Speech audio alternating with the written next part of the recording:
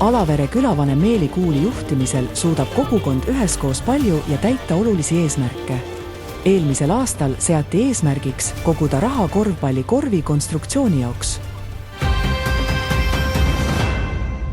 Eesmärk oli siis teha iga loos võidab õnneloos ja müüa ära üle 300 pileti, 3 euroseid, et koguda raha korvpallikonstruktsiooni ostmiseks. Eks me siis nüüd saime selle kokku, vähem kui 2 tunniga müüdi kõik piletid ära.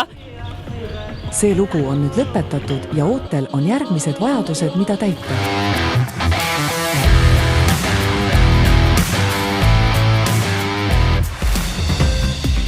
Alavere on tugev kogukond ja usume, et Valgusmeedia saab olla tunnistajaks ka järgmistel sündmustel, mis kinnitavad eelpool öeldut.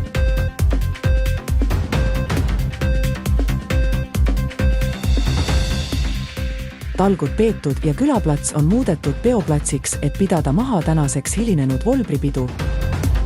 Kuidas pidu käima tõmmati ja millised meeleolud seal valitsesid, puudub Valgusmeedial info ja ka videopilt. Selline oli siis seekordne lugu Kehrast 10 minuti tee kaugusel Alaverest, mille jäädvustas Valgusmeedia.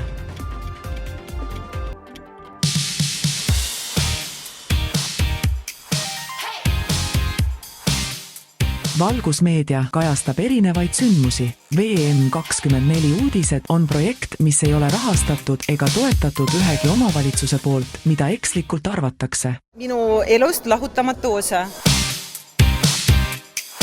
Tegemist on oma algatusega, seega nii sisu kui formaadi üle otsustab tootja, mis lepitakse kokku tellijaga.